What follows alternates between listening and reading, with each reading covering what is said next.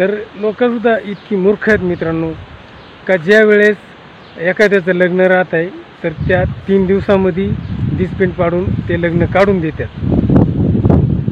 ते चालत आहे त्यांना याच्यामध्ये सुखामध्ये किंवा दुःखामध्ये. नमस्कार मित्रांनो, डांगणवाला यूट्यूब चॅनलच्या आजच्या एका नवीन व्हिडिओमध्ये आपलं आदिम स्वागत. मित्रांनो, आज दिवस आहे तो पोळ्याचा, श्रावणी बैलपोळा. आणि थोडंफार ऊन पडलं आहे, म्हणजे पाहिजे असं नाही, अधूनमधून पाऊस येतो आहे, थोडासा ऊन पडला आहे. आणि मी आहे मित्रांनो शेळ्यांकडं.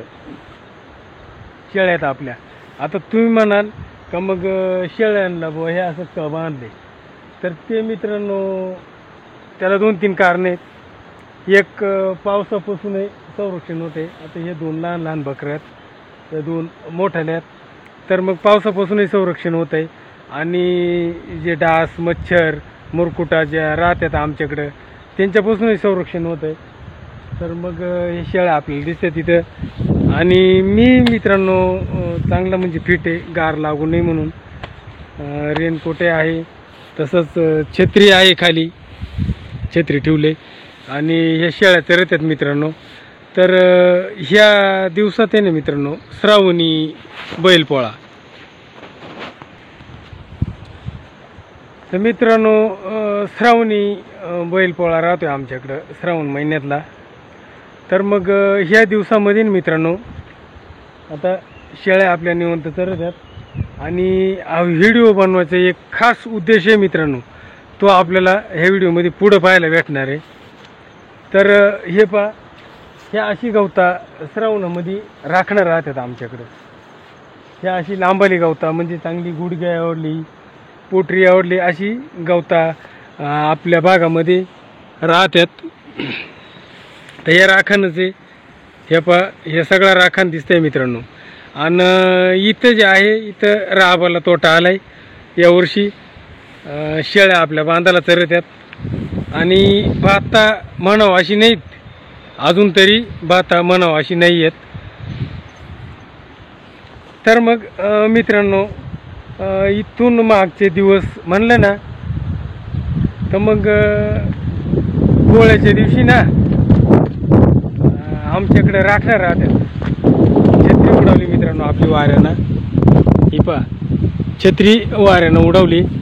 तर मग आता छत्री आपल्याला घ्यायची, आणि जर उडवली तर मग शेळ्या चरणार नाही, शेळ्या पळतील पुढं. आता हे आपण बंद करूनच ठेवू. तर वारा चालय. तर मग आता हा श्रावणी म्हणजे बैलपोळा, या श्रावणाच्या दिवसामध्ये आमच्याकडं अशी राखणार राहायची. पहिली प्रत्येकाकडे जनावर राहायची आणि त्या टायमाला अशी राखणार राहायची. तर मग मित्रांनो ह्या श्रावणी बैलपोळ्याच्या दिवशी ना, बैलपोळ्याच्या दिवशी कोणीही कोणाच्या राखणामध्ये बैला चारायची किंवा गुरा मोकळी सोडून द्यायची. कोणीच काही म्हणत बोलत नव्हता. तवाचा काळ असा होता मित्रांनो, गवता भरपूर राहायची आणि प्रत्येकाच्या जवळ जनावरं होतीच. गाई असतील, बैला असतील, काहींकडे शेळ्या असतील, तर अशी जनावरं होती. आणि त्या राखणांमधून पोळ्याच्या दिवशी बिनधास घालायची. कोणाच्या राखणवाल्यांना किंवा शेतकऱ्यांना जरी पाहिला तरी ते काही बोलत नव्हते. असा काळ होता मित्रांनो तवाचा. आणि आत्ताचा काळ असं आहे का आता गाव मिळून फार तर 4-5 जोड्या राहिल्यात लोकांकडं. बाकीची शेती ट्रॅक्टरना किंवा यांत्रिकीकरणांना करून घेतात किंवा दुसऱ्याच्या अवता आणून करून घेतात. असा काळ झाला आहे. आणि गाईसुद्धा राहिल्या नाही मित्रांनो पहिल्यासारख्या. आणि त्याच्यातच आता आज पोळ्याचा दिवस आहे मित्रांनो. खास म्हणजे तुम्हाला आवर्जून सांगावंसं वाटतं आहे का पहिले 5-10 वर्षापूर्वी जनावरांना आजार यायचा, बैलांना गाईंना आजार यायचा एखादा. त्या आजारामध्ये त्या जनावरं काही मरायची, काही आजारी राहायची, साथी यायची एखादी. आणि मग त्याच्यामुळे मित्रांनो तवाचा जो समाज होता तो एखाद्या देवाला प्रसाद लावायचा आणि पोळं करीत नव्हता. का? हा सण जनावरांचे, बैलांचे आणि त्याच्यासाठी बैला किंवा त्या जनावराला दुःखी असल्यामुळं तो सण करीत नव्हती मित्रांनो तवाची मंडळी. पण आत्ताचा जमाना असा झाला आहे, हा सांगावंसं म्हणजे आवर्जून सांगावंसं वाटतं आहे. आताचा जमाना मित्रांनो असा झाला आहे का बाईला ठणी ठोकायत. मगच सांगितल्याप्रमाणे गावामध्ये फार तर 4-5 जोड्या असतील प्रत्येक गावात, काही ठिकाणी असतीलही जास्त, पण आमच्याकडे फार तर 4-5 जोड्या प्रत्येक गावामध्ये. आणि बाकीची गाई राहिल्या नाही मित्रांनो, फार तर शेळ्यात कुठं येत्या. आणि सगळं ठीकठाक असतानाही आताची मंडळी आहे ना ही पोळं करीत नाही. का? आता आम्हाला म्हणजे सांगावं असं वाटतंय का आता दुःखद घटना मित्रांनो ही वेळ प्रत्येकावर आहे. त्या दुःखात मी सामील आहे, तसा म्हणजे माझा काही दुमत नाही. परंतु आता आमच्या म्हणजे आमच्या भंडारदरा परिसरामध्ये मित्रांनो रतनवाडी गाव आहे, इकडे कोलटेंबा आहे, इकडे मुदखेल आहे.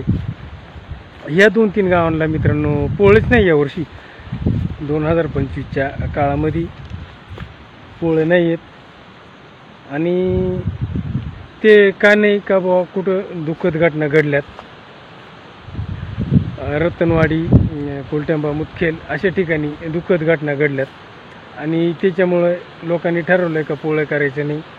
तर लोकसुद्धा इतकी मूर्ख आहेत मित्रांनो का ज्या वेळेस एखाद्याचं लग्न राहत आहे तर त्या 3 दिवसामध्ये डिस्पेंट पाडून ते लग्न काढून देतात.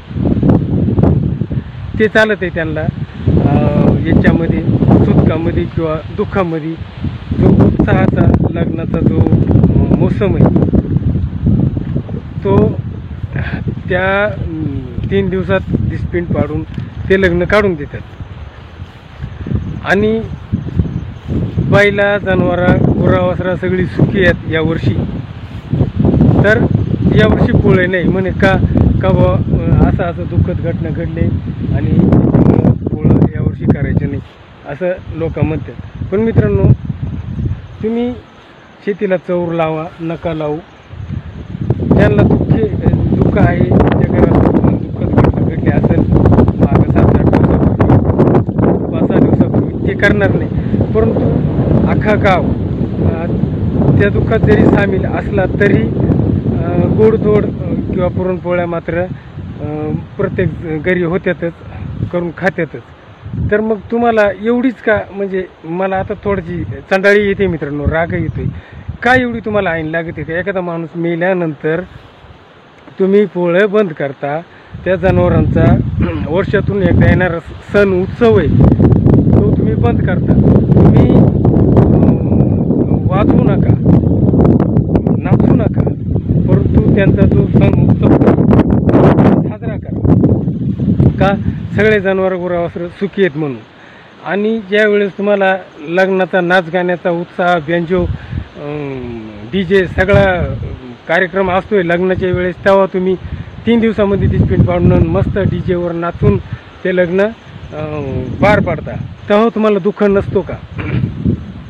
आणि आता पोळ्याच्याच दिवशी, पोळ्याच्या आधी समजा एखादा माणूस मेल्यावर तुम्ही पोळे बंद करता, म्हणजे हे कितपत योग्य आहे मित्रांनो? हे मला चुकीचं वाटते. हे जे पुढारी फाडारी कोणी जे असतील यांच्याबद्दल म्हणजे खूप वाईट वाटते. अरे जरी एखाद्या गावात दुःखद घटना घडली असेल, त्या दुःखामध्ये संपूर्ण गावही जरी सहभागी असेल, मी सुद्धा सहभागी आहे, दुःखी आहे, परंतु मित्रांनो अख्खा गाव दुःख धरीत नाही. प्रत्येकजण गोडधोड करून खातो, पुरणपोळ्या करून खातो. मग तुम्हाला बैलाला किंवा शेतीला चौर लावायला का लाज वाटते? हा माझा म्हणजे हा व्हिडिओ याच्यासाठी मी बनवतोय का खरंच तुम्ही करतात काय?